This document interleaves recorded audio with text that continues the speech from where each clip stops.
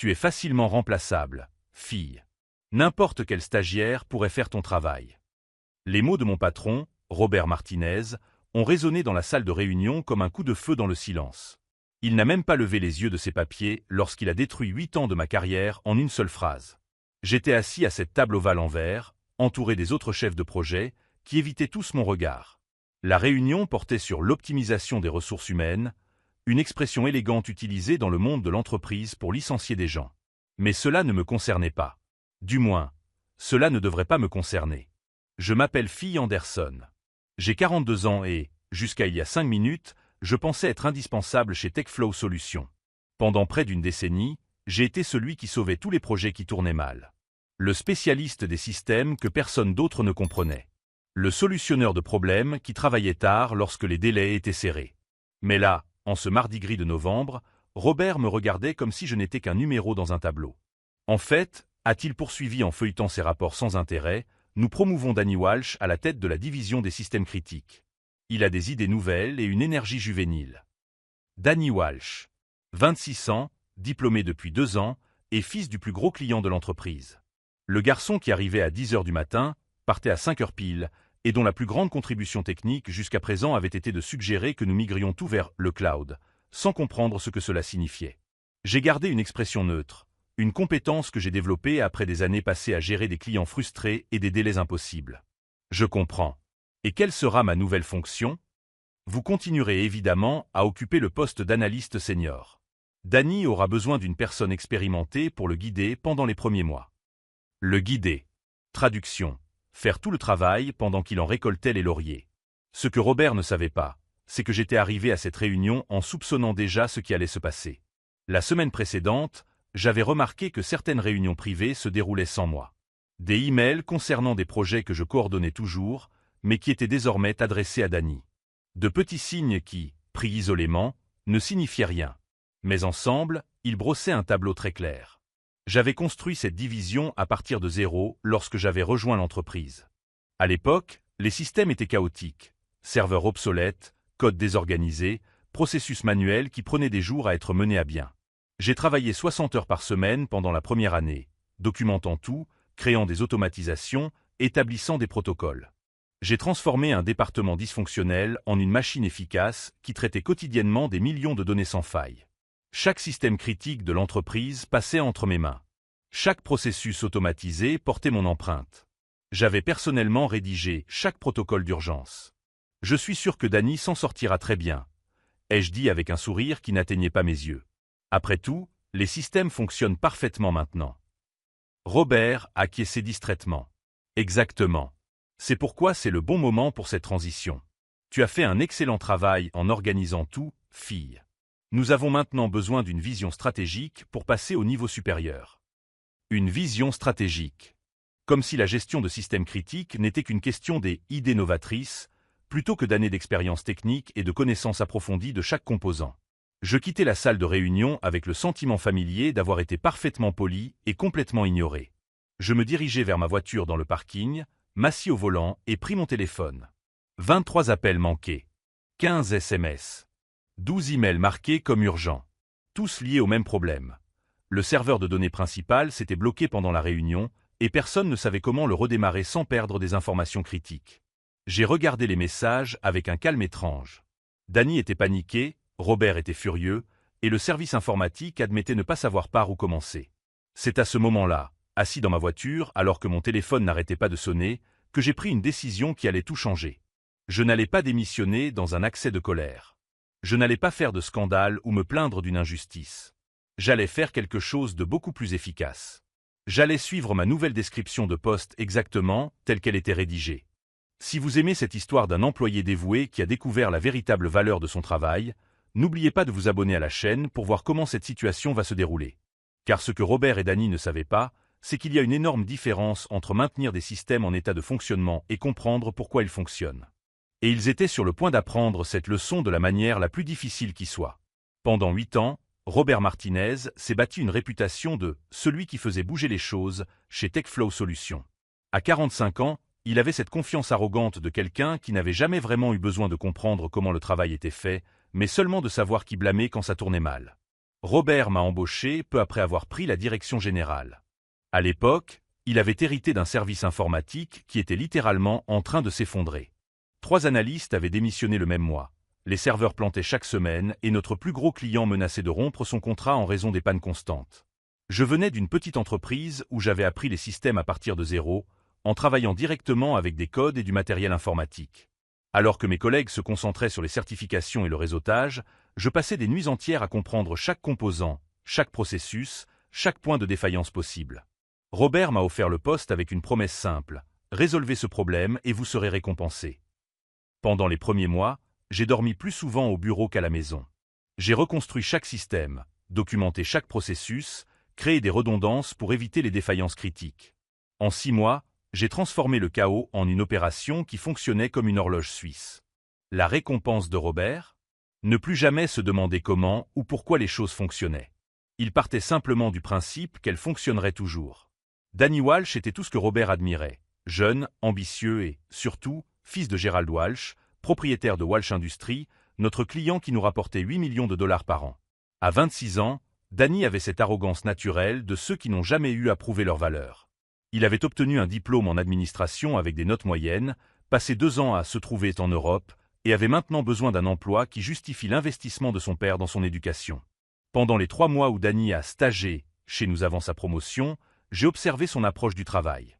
Il arrivait à 10 heures, partait à 5 heures, passait la plupart de son temps en réunion à parler des innovations et de disruption, sans comprendre les systèmes de base qui faisaient fonctionner tout cela. Lorsqu'on lui posait des questions techniques, Danny répondait avec des termes techniques qui semblaient impressionnants mais qui ne signifiaient rien.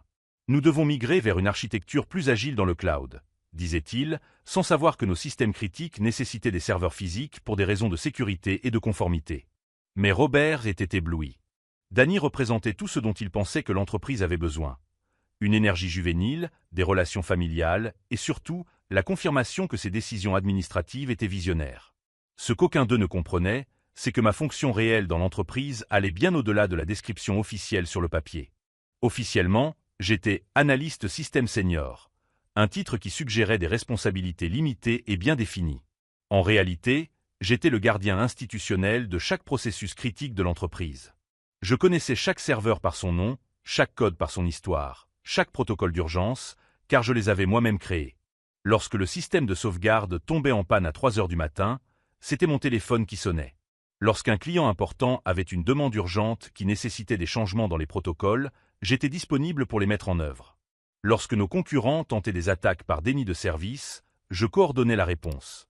Mais dans la description officielle de mon poste, rien de tout cela n'existait. Selon le papier, je devais surveiller les systèmes pendant les heures de bureau et signaler les problèmes à mon supérieur direct, qui était désormais Danny. Pendant que je rentrais au bureau, mon téléphone continuait de sonner sans arrêt.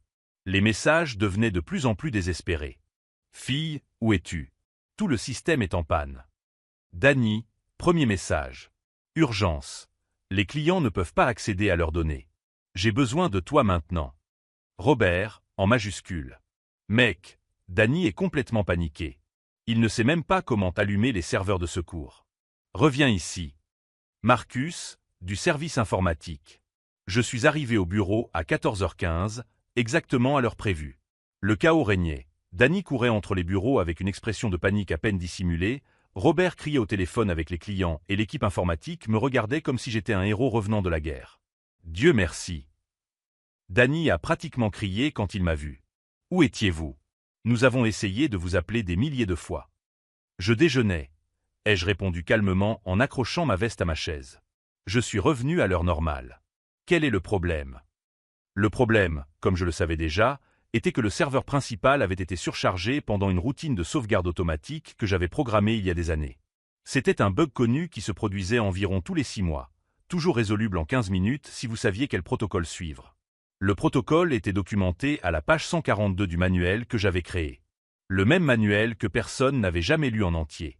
Tout le système s'est bloqué pendant votre réunion, m'expliqua Marcus, en sueur malgré la climatisation. Nous ne pouvons accéder à rien. Les clients appellent, furieux d'avoir perdu l'accès à leurs données. Je me dirigeai vers mon ordinateur et ouvris le panneau de diagnostic. Tout confirmait ce que je savais déjà. Une panne standard, facile à résoudre, mais qui exigeait une connaissance spécifique des protocoles d'urgence. Je vois, murmurai-je en étudiant les données avec une attention théâtrale. Il semble y avoir une surcharge du système principal pendant la sauvegarde automatique. Pouvez-vous réparer cela? Robert apparut à mes côtés, sa voix empreinte d'une urgence qui contrastait fortement avec le calme avec lequel il m'avait congédié 2 heures plus tôt. Je l'ai regardé d'un air pensif. Eh bien, techniquement, la résolution des pannes critiques n'est pas spécifiée dans ma description de poste officielle. Cela relèverait de la responsabilité du responsable des systèmes critiques. J'ai discrètement désigné Danny, qui a visiblement pâli. Mais tu résous toujours ces problèmes, protesta Danny.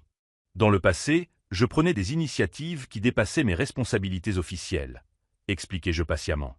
Mais avec la restructuration et la nouvelle direction, j'ai pensé qu'il valait mieux suivre des protocoles plus formels. Robert mâchait ses mots comme s'ils étaient du verre. Fille, nous devons régler cela maintenant. Les clients menacent d'annuler leur contrat. Je comprends parfaitement l'urgence, répondis-je. Je suggère que Danny mette en œuvre les protocoles de récupération documentés dans le manuel d'exploitation. C'est dans la section 4, sous-section 12.3. Toute la procédure y est détaillée. Danny feuilleta frénétiquement son exemplaire du manuel, un volume de 300 pages qu'il voyait manifestement pour la première fois. Il me faudra des heures pour comprendre tout ça, admit-il, sa confiance disparaissant complètement. C'était exactement ce que j'espérais entendre. Sinon, poursuivis-je, je peux mettre en œuvre une solution temporaire pendant que Danny étudie les procédures permanentes. Ce serait une bonne occasion de formation pratique. Si vous vous demandez comment cette situation apparemment simple va se transformer en quelque chose de beaucoup plus complexe, continuez à suivre notre histoire. Car ce qui s'est passé cet après-midi-là n'était que le premier domino à tomber. Et personne, ni Robert, ni Danny, ni même moi, n'imaginait l'ampleur de la réaction en chaîne qui était sur le point de se produire. J'ai résolu le problème du serveur en exactement 12 minutes. Un clic sur le protocole d'urgence, 3 commandes sur le terminal, et le système est revenu à la normale. Danny est resté à mes côtés tout le temps, essayant de comprendre ce que je faisais, posant des questions qui démontraient une ignorance technique presque impressionnante. « Comment saviez-vous que c'était le problème ?» a-t-il demandé, observant les lignes de code à l'écran comme s'il s'agissait d'hiéroglyphes anciens. « L'expérience, ai-je simplement répondu. Ce type de panne se produit environ tous les 6 mois. Le schéma est documenté dans le manuel, section 4. Robert est apparu derrière moi au moment même où le dernier système est revenu en ligne. Parfait. Je savais que tu résoudrais cela rapidement. Il est intéressant de noter que mes compétences étaient évidentes lorsqu'il en avait besoin, mais facilement remplaçables lorsqu'il n'en avait pas besoin. En fait, corrigeai-je poliment, cela m'a pris plus de temps que d'habitude, car j'ai dû expliquer chaque étape à Danny. Normalement, cela aurait pris 5 minutes. Danny rougit visiblement.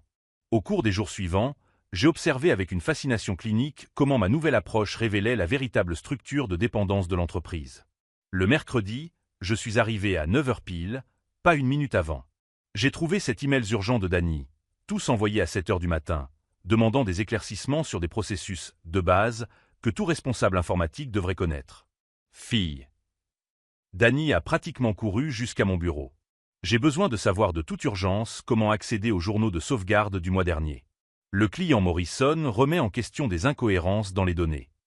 J'ai ouvert mon manuel de procédure à la page 105. Le processus est détaillé ici. L'accès aux journaux historiques nécessite l'autorisation de 2 superviseurs et le respect du protocole d'audit. Mais tu m'as toujours donné un accès direct quand je te le demandais, a-t-il protesté. Dans le passé, je prenais certaines libertés procédurales pour accélérer les opérations, ai-je expliqué. Mais avec la nouvelle structure hiérarchique, j'ai jugé prudent de suivre les protocoles officiels. Après tout, tu es le responsable senior maintenant. Danny feuilleta le manuel avec une expression de plus en plus désespérée. Cela va prendre des heures. Les protocoles existent pour des raisons de sécurité importantes, répondis-je. Vous comprenez certainement la nécessité de suivre les procédures appropriées. Jeudi, la première véritable crise survint. Marcus, du service informatique, s'est présenté à mon bureau à 10h30, l'air paniqué. « Fille, nous avons un sérieux problème. Le système de sauvegarde automatique a échoué pendant la nuit et a corrompu certains fichiers. Danny a essayé de les restaurer manuellement, mais disons que cela n'a fait qu'empirer les choses. » Je me suis rendu dans la salle des serveurs, où j'ai trouvé Danny en sueur devant un écran affichant des messages d'erreur en rouge. 3 techniciens l'entouraient, tous avec des expressions allant de la confusion à la terreur. Que s'est-il passé exactement? ai-je demandé en examinant les journaux d'erreur. J'ai essayé de mettre en œuvre le protocole de récupération que vous avez utilisé lundi, a expliqué Danny, la voix légèrement tremblante. Mais quelque chose a mal tourné et nous avons maintenant des pertes de données chez plusieurs clients. J'ai étudié l'écran attentivement. Danny avait en effet essayé de suivre le bon protocole. Le problème était qu'il avait sauté des étapes critiques et mis en œuvre des commandes dans le désordre. C'était comme essayer de jouer une symphonie, mais en passant directement au troisième mouvement au milieu du premier. Je vois le problème, murmurai-je. Tu as mis en œuvre la séquence de récupération sans d'abord exécuter les protocoles de vérification de l'intégrité. Tu peux réparer ça? Demanda Marcus, sa voix empreinte d'un espoir désespéré. C'était une question intéressante. Techniquement, je pouvais résoudre le problème en environ 45 minutes. Mais selon ma description de poste officielle, la récupération de données corrompues était classée comme opération de système critique, une responsabilité qui incombait exclusivement au directeur principal. Eh bien, dis-je lentement, la récupération de données corrompues ne figure pas dans mes responsabilités officielles. Ce serait une décision qui relève du niveau de la direction. Danny pâlit encore plus. Mais vous avez plus d'expérience. Certes, acquiesçai-je. Mais l'expérience ne remplace pas l'autorité hiérarchique appropriée. Vous avez été promu spécifiquement pour prendre ce genre de décision critique. Robert fit irruption dans la salle des serveurs comme une tornade. Que se passe-t-il? J'ai reçu 5 appels de clients furieux au cours des 10 dernières minutes. Nous avons eu un problème avec la sauvegarde nocturne, expliqua Danny, dont la confiance s'était complètement évaporée. J'essaie de le résoudre. Robert me regarda avec une attente évidente. Fille, pouvez-vous? Avec tout le respect que je vous dois, l'interrompis-je poliment, je pense qu'il serait inapproprié que je prenne des décisions qui dépassent mon autorité. Danny est le responsable senior chargé des opérations critiques. Un silence gênant s'ensuivit. Je voyais Robert faire des calculs mentaux. Combien de clients étaient touchés? Combien d'argent était en jeu? Combien de temps Danny aurait besoin pour apprendre quoi faire? Combien de temps te faudrait-il pour régler ce problème? Demanda finalement Robert. Environ 45 minutes pour une récupération complète, répondis-je. Plus 2 heures pour mettre en place des mesures de sécurité afin d'éviter que cela ne se reproduise. Et combien de temps faudrait-il à Danny pour apprendre le processus? Je jetai un coup d'œil à Danny, qui feuilletait frénétiquement son manuel, en sueur malgré la climatisation de la salle des serveurs. Compte tenu de la complexité technique et de la courbe d'apprentissage nécessaire, peut-être 6 à 8 heures, en supposant qu'il n'y ait pas de complications supplémentaires. 6 à 8 heures, s'écria presque Robert. Nous ne pouvons pas rester sans système aussi longtemps. Je comprends parfaitement l'urgence, répondis-je calmement. C'est une situation difficile. Peut-être devrions-nous envisager de faire appel à des consultants externes spécialisés? C'est alors que quelque chose changea dans l'expression de Robert. Pour la première fois depuis que nous nous connaissions, je vis une véritable inquiétude dans ses yeux. Pas une inquiétude pour moi ou pour Danny, mais pour sa propre position. Fille, dit-il d'une voix différente, en tant que cadre supérieur de l'entreprise, vous avez la responsabilité d'agir dans le meilleur intérêt de nos clients. Tout à fait, acquiesçai-je. Et c'est précisément pour cette raison que je suggère de suivre les protocoles appropriés. Nous ne voulons pas créer de précédents d'autorité confuses ou de responsabilités mal définies. Marcus nous regardait tous les deux comme s'il assistait à un match de tennis très lent et très important. Danny avait cessé de feuilleter le manuel et restait simplement là, réalisant apparemment que cela dépassait largement ses compétences. D'accord, dit finalement Robert. Résolvez le problème. Nous discuterons des protocoles plus tard. Je serai ravi de vous aider, répondis-je, mais j'aimerais d'abord clarifier certaines questions. S'agit-il d'une demande officielle de Danny, en tant que mon supérieur hiérarchique direct? Robert regarda Danny, qui acquiesça désespérément. Parfait, dis-je en m'asseyant au poste de travail principal. Danny, je vous suggère d'observer attentivement. Cela fera partie intégrante de votre développement en tant que manager. Tout en travaillant à la récupération des données, j'ai commenté en continu chaque processus, chaque décision, chaque commande. Non par générosité, mais parce que je voulais que tout le monde dans la pièce comprenne exactement à quel point ma fonction réelle était complexe. Je vais maintenant mettre en place une vérification d'intégrité en 3 étapes, expliquai-je, mes doigts volant sur le clavier. Nous vérifions d'abord la cohérence des sommes de contrôle, puis la validation de la structure des données, et enfin la synchronisation des eurodatages. Danny essayait de prendre des notes, mais il était évident qu'il était perdu. Marcus hochait la tête en signe d'approbation, Il en comprenait suffisamment pour se rendre compte qu'il assistait à quelque chose qui allait bien au-delà des connaissances de base. « C'est incroyablement complexe », murmura Danny. « En fait, répondis-je, c'est relativement basique. Les situations vraiment complexes impliquent la corruption de données dans plusieurs systèmes simultanés. J'ai déjà été confronté à des scénarios qui ont pris 16 heures à résoudre. » Robert était silencieux, observant tout avec une expression que je ne parvenais pas à déchiffrer. En 42 minutes, tous les systèmes fonctionnaient normalement. Les données corrompues avaient été complètement récupérées, et j'avais mis en place 3 mesures de sécurité supplémentaires qui empêcheraient le problème de se reproduire. « C'est bon », ai-je annoncé en me levant de ma chaise. Tous les systèmes d'exploitation fonctionnent, les données ont été récupérées et les protocoles de prévention ont été mis en place. « Fantastique !» s'est exclamé Robert, le soulagement perceptible dans sa voix. « Je savais que vous alliez résoudre ce problème. » En fait, ai-je corrigé, cela démontre précisément pourquoi nous avons des protocoles hiérarchiques.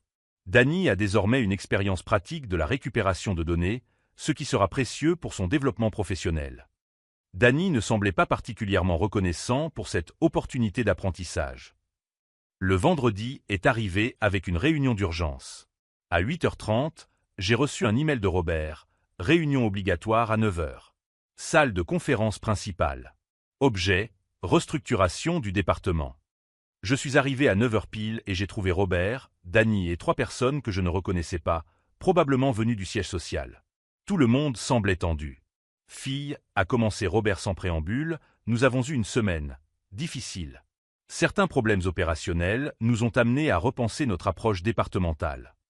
L'une des cadres du siège social, une femme d'une 50aine d'années à l'air sévère, feuilletait un dossier épais. « Monsieur Anderson, vos collègues vous ont décrit comme indispensable aux opérations de cette division. » « Je dirais plutôt que je suis expérimenté, » ai-je répondu prudemment. « À votre avis, » a-t-elle poursuivi, « quelle serait la meilleure structure pour garantir une continuité opérationnelle efficace ?» C'était une question délicate. Je sentais Danny s'agiter inconfortablement sur sa chaise à côté de moi. « Eh bien, » dis-je lentement, « je pense que toute structure efficace doit aligner la responsabilité et l'autorité. Si quelqu'un est responsable des résultats, il doit avoir le pouvoir de prendre des décisions opérationnelles. » La cadre prit quelques notes. « Et en termes de développement du personnel. Un véritable développement nécessite du temps, un mentorat structuré et une exposition progressive à des responsabilités croissantes.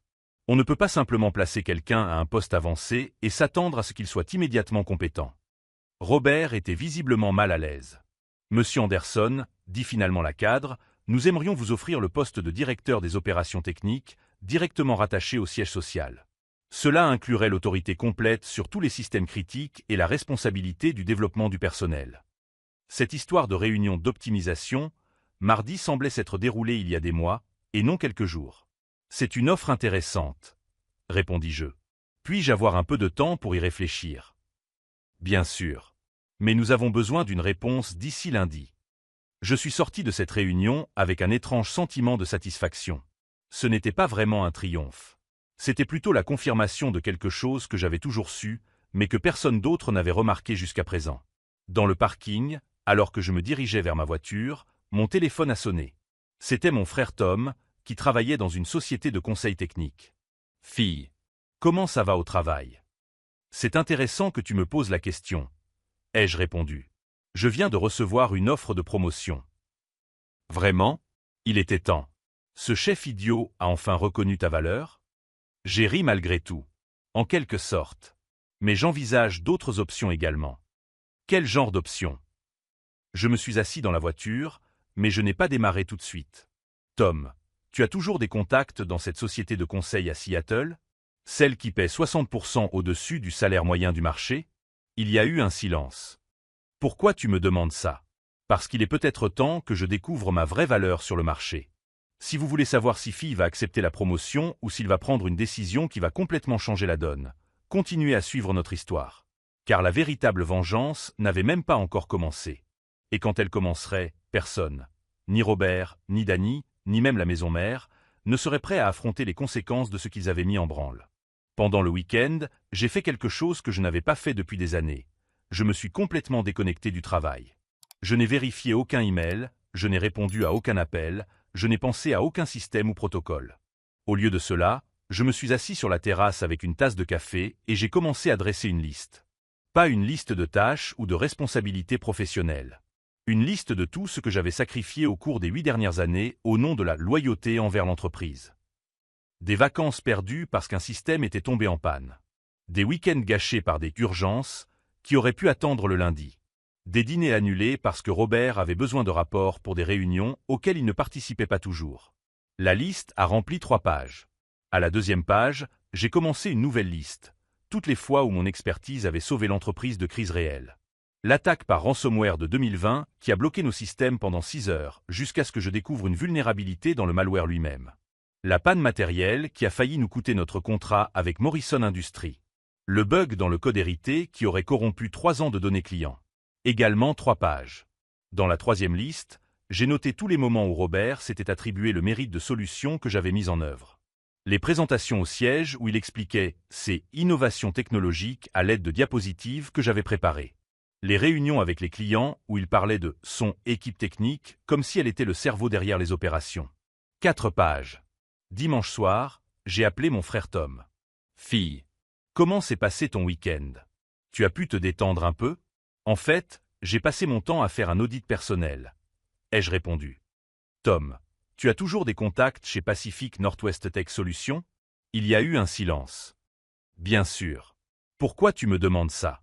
J'ai besoin de connaître ma valeur réelle sur le marché. Pas ce que TechFlow pense que je vaux, mais ce que d'autres entreprises paieraient pour quelqu'un avec mon expérience. Fille, que s'est-il passé vendredi? Je lui ai raconté toute l'histoire, la réunion de mardi, ma nouvelle stratégie consistant à suivre les protocoles, le chaos de la semaine, et enfin l'offre de promotion vendredi. Attends, a dit Tom quand j'ai eu fini.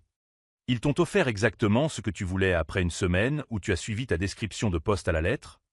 En gros, oui. Et tu n'as pas accepté tout de suite. Tom, c'est ça le problème. Pendant des années, j'ai accepté des miettes tout en construisant des empires pour d'autres personnes. Maintenant qu'ils reconnaissent enfin ma valeur, je dois décider si je veux continuer à construire l'empire de Robert ou s'il est temps de construire le mien. Le lundi matin, je suis arrivé au bureau avec une clarté d'esprit que je n'avais pas eue depuis des années. Avant de répondre à l'offre du siège social, je devais comprendre exactement ce qui était en jeu. Je me suis d'abord arrêté au bureau de Janet, de la comptabilité. Janet, avez-vous accès aux données de facturation par client des 3 dernières années? Bien sûr, fille. Vous avez une analyse spécifique en tête? Je veux comprendre la corrélation entre les périodes d'instabilité technique et la perte de revenus. Janet m'a regardé avec curiosité, mais elle a compilé les données sans poser de questions. 2 heures plus tard, j'avais un tableau fascinant. Au cours des 8 années qui ont suivi mon embauche, TechFlow était passé d'une entreprise de 15 millions de dollars par an à 45 millions. La majeure partie de cette croissance provenait de la capacité à fidéliser les gros clients grâce à une disponibilité constante et à une résolution rapide des problèmes. Au cours des 3 périodes où j'avais été absent, 2 fois pour une opération chirurgicale et 1 fois pour des vacances forcées, l'entreprise avait respectivement perdu 200 000, 350 000 et 500 000 dollars de revenus en raison de problèmes techniques non résolus. Mathématiquement, ma présence valait environ 1,2 million de dollars par an en revenus protégés. Mon salaire actuel, 65 000 dollars par an. L'entreprise me payait 5% de la valeur que je générais. Mardi, une réunion inattendue a eu lieu. Richard était visiblement nerveux lorsqu'il m'a appelé dans son bureau. Fille, je dois te parler de Danny. Quel genre de problème? Il a du mal à s'adapter à ses responsabilités. Depuis vendredi, nous avons reçu 4 plaintes de clients concernant la lenteur des délais de réponse aux problèmes techniques. Ce n'était pas surprenant. La mise en œuvre de solutions techniques complexes n'était pas quelque chose qui s'apprenait en une semaine, surtout lorsque l'expérience préalable était limitée. Et quel serait mon rôle dans cette situation? Eh bien, vous pourriez peut-être offrir davantage de conseils pratiques. Être plus disponible pour des consultations rapides. Robert, avec tout le respect que je vous dois, les consultations rapides en situation de crise ne permettent pas de développer de réelles compétences.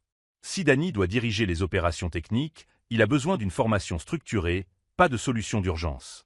Combien de temps prendrait cette formation? Pour acquérir des compétences de base en résolution de problèmes? 6 mois de mentorat intensif. Pour acquérir des compétences avancées en conception de système? 2 ans, au minimum. Robert se frotta le front. Nous n'avons pas 2 ans. Nous avons besoin de solutions immédiates. Alors nous devons redéfinir des attentes réalistes ou réévaluer la structure du département. Mercredi, exactement ce à quoi je m'attendais s'est produit. Danny s'est présenté à mon bureau à 8h15 avec une expression de panique mal dissimulée. « Fille, nous avons une urgence. Le système de sauvegarde a échoué pendant la nuit et a corrompu les données du client Harrison Group. Il menace de résilier le contrat si nous ne résolvons pas le problème avant midi. » Harrison Group. Contrat de 2 millions par an. Il s'agissait clairement d'une véritable urgence. Avez-vous mis en œuvre les protocoles de diagnostic initiaux? J'ai essayé, mais c'est plus complexe que prévu. Je n'arrive pas à identifier exactement où se trouve la corruption. Je me suis rendu à la station de diagnostic et j'ai examiné les journaux du système. Il s'agissait en effet d'une corruption complexe qui affectait plusieurs couches de données. Elle était résoluble, mais nécessitait des connaissances spécifiques en matière d'architecture de sauvegarde qui n'étaient documentées que dans les sections les plus techniques du manuel. Danny, ce sera une excellente occasion d'apprendre sur le terrain, lui ai-je dit. Je vais vous guider pas à pas tout au long du processus. Au cours des 3 heures qui ont suivi, nous avons travaillé ensemble à la récupération des données. J'ai expliqué chaque commande, chaque décision, chaque vérification de sécurité nécessaire. Danny a pris des notes détaillées et a posé des questions intelligentes qui montraient qu'il essayait vraiment de comprendre. C'est incroyablement complexe, a-t-il admis alors que nous mettions en œuvre la vérification finale de l'intégrité. Comment avez-vous appris tout cela? 8 ans d'expérience pratique, ai-je répondu. Chaque système a ses particularités. Chaque type de panne enseigne quelque chose de nouveau. Aucun manuel ne peut remplacer l'expérience réelle. Fille, puis-je vous poser une question personnelle? Bien sûr. Tu m'en veux? À cause de la promotion? J'ai arrêté de taper et je l'ai regardé. Danny semblait sincèrement inquiet, et non arrogant comme je l'avais initialement supposé. Danny, je ne t'en veux pas. Je m'en prends à un système qui confond relations personnelles et compétences techniques. Mon père ne m'a pas donné ce poste uniquement par népotisme, a-t-il dit sur la défensive. Je n'ai pas remis en question les motivations de votre père. J'ai remis en question votre préparation adéquate à des responsabilités critiques.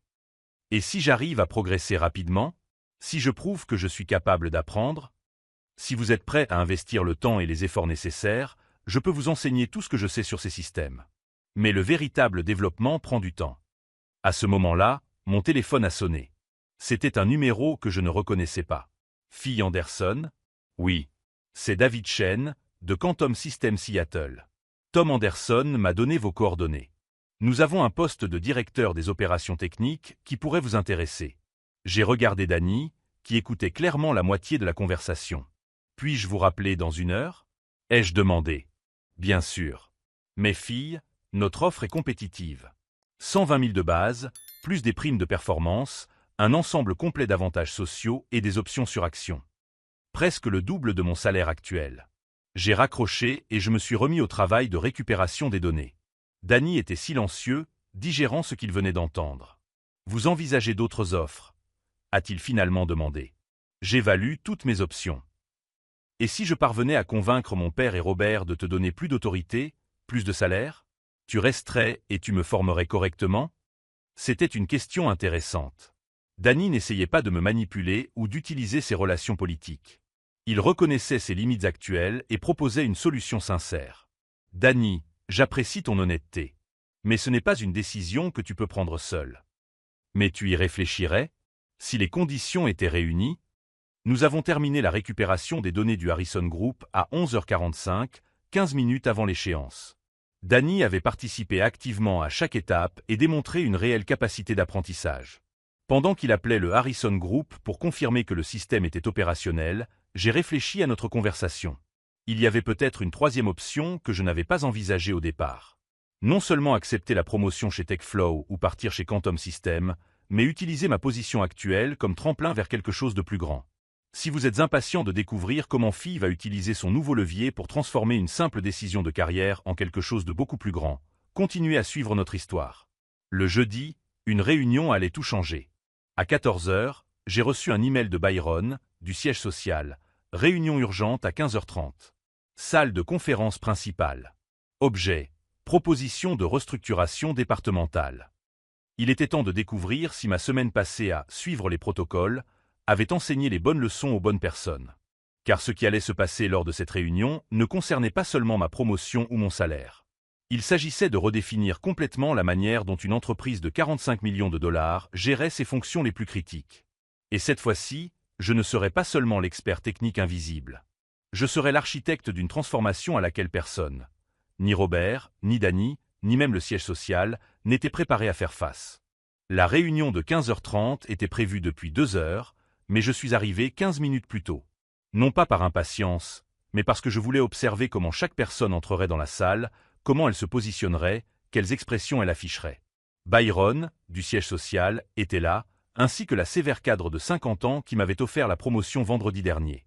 Robert semblait visiblement nerveux, ajustant sa cravate toutes les 2 minutes. Danny était assis sur une chaise dans un coin, clairement en dehors du cercle du pouvoir. « Fille, commença Byron lorsque je m'assis, nous espérons que vous avez eu le temps d'examiner notre offre. » Oui. J'ai également reçu d'autres propositions intéressantes qui m'ont amené à réfléchir à ma valeur réelle sur le marché. La cadre, dont j'ai découvert plus tard qu'elle s'appelait Patricia Hendricks, a ouvert un dossier. Quel genre de proposition? Quantum Systems Seattle m'a proposé 120 000 $ de base, plus des primes de performance et des options sur actions. Soit une augmentation d'environ 90% par rapport à ma rémunération actuelle. Le silence était assourdissant. Robert déglutit. C'est une offre compétitive, admit Patricia. Mais nous pensons que vous avez un avenir solide ici, chez TechFlow. J'apprécie votre confiance, répondis-je calmement. Mais avant de prendre une décision, j'aimerais clarifier certaines questions sur le fonctionnement réel de cette entreprise. Je sortis un dossier de ma mallette. Au cours du week-end, j'avais compilé des données qui brossaient un tableau fascinant de TechFlow Solutions. Au cours de mon analyse personnelle, j'ai découvert des informations intéressantes sur notre structure de coûts et notre efficacité opérationnelle. J'ai ouvert la première page.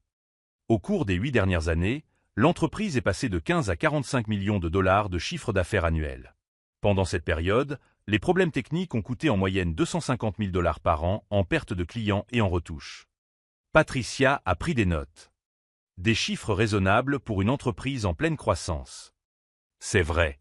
Mais il y a une tendance intéressante. J'ai tourné la page. Au cours des 3 périodes où j'ai été absent, opération chirurgicale en 2020, congé forcé en 2021 et congé maladie en 2022, les coûts techniques ont augmenté respectivement de 3 cents%, 4 cents% et 5 cents%. La tendance était claire. Mon absence coûtait à l'entreprise environ 1 million de dollars par an en problèmes évitables.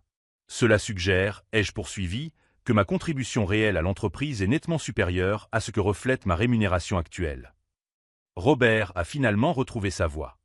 Fille, ces chiffres ne reflètent pas toute la réalité. Vous êtes précieux, mais vous n'êtes pas irremplaçable.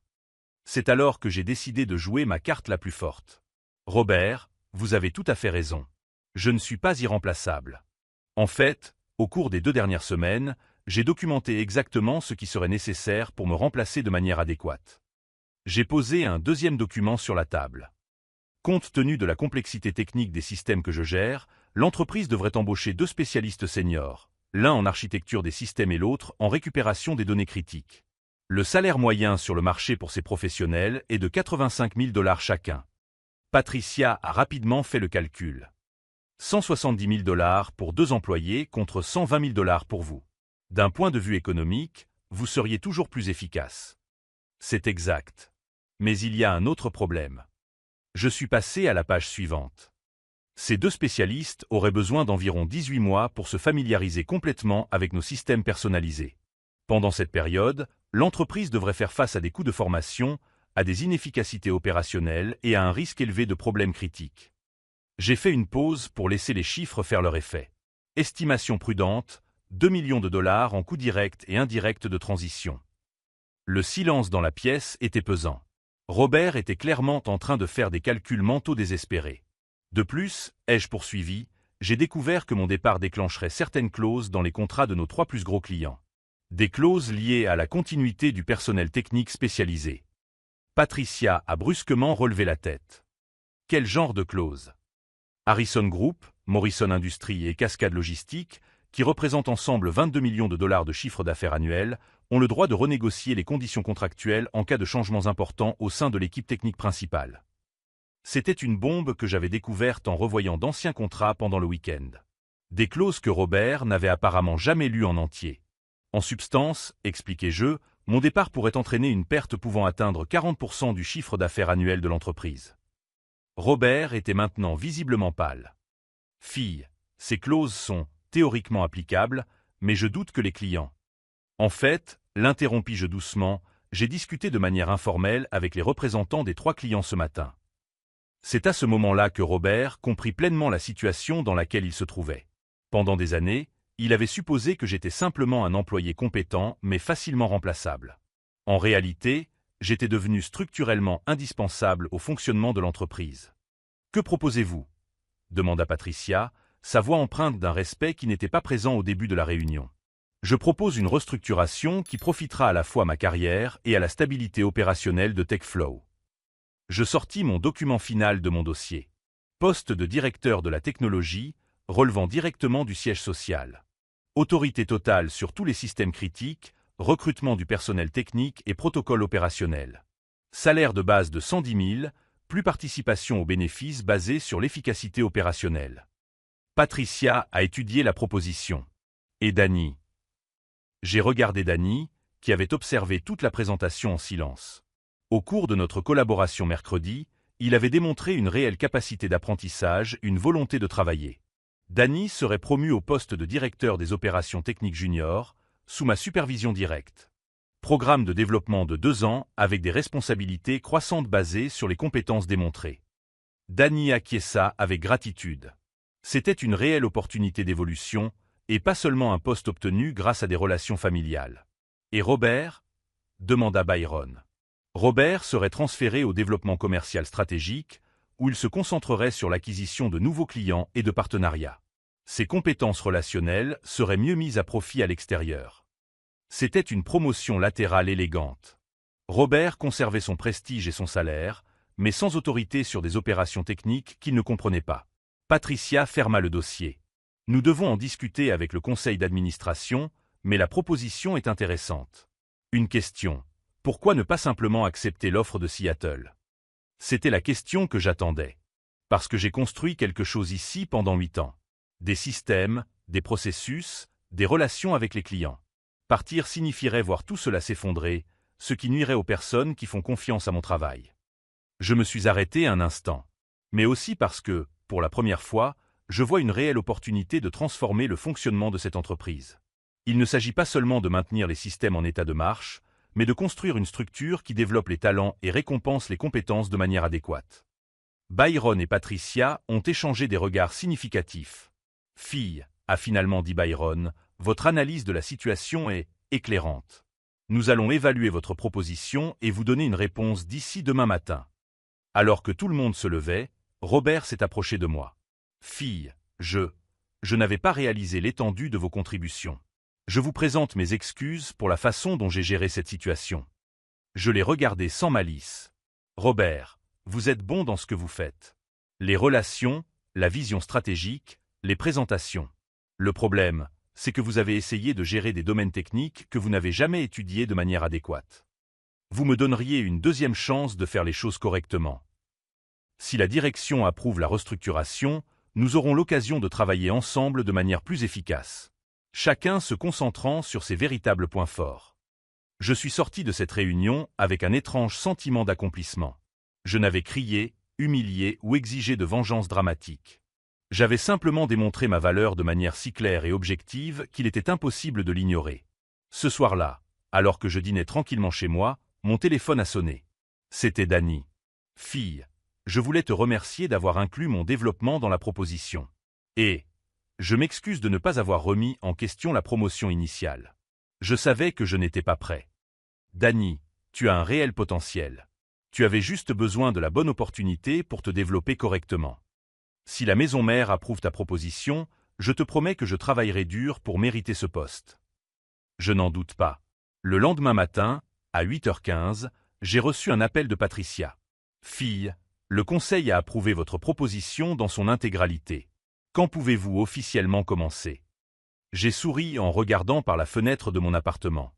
C'était une claire matinée de novembre, avec cette lumière dorée qui rend tout possible. Que diriez-vous de commencer lundi?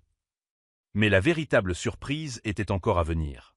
Car ce qui s'est passé pendant ma première semaine en tant que directeur de la technologie allait révéler quelque chose sur TechFlow Solutions que même moi je n'avais pas imaginé. Quelque chose qui allait transformer une simple restructuration départementale en une révolution complète dans l'industrie des technologies d'entreprise. Et cette fois, je ne serai pas seulement l'expert technique invisible observant de loin. Je serai l'architecte des changements qui redéfinirait la manière dont les entreprises technologiques traitent, développent et récompensent les véritables talents. 6 mois plus tard, TechFlow Solutions était méconnaissable. Danny avait développé de réelles compétences, gérant les crises techniques avec une confiance croissante. Robert prospérait dans les ventes, concluant des contrats records sans pression technique. Plus important encore, notre division est devenue un modèle pour l'ensemble du secteur. Les entreprises envoyaient des délégations étudier notre structure de développement des talents basée sur le mérite et non sur les relations. Fille, m'a dit Danny un mardi, j'ai reçu une offre extérieure. Le double de mon salaire. Et tu vas l'accepter? Non. Ici, j'apprends auprès des meilleurs. L'argent vient après la compétence. Robert avait également changé. Merci de m'avoir montré où est ma véritable place, m'a-t-il dit sincèrement. La vente est ma vocation. La technologie ne l'a jamais été. La transformation la plus profonde a été la mienne. Je n'étais plus l'expert invisible. J'étais un mentor, un leader, un architecte du futur.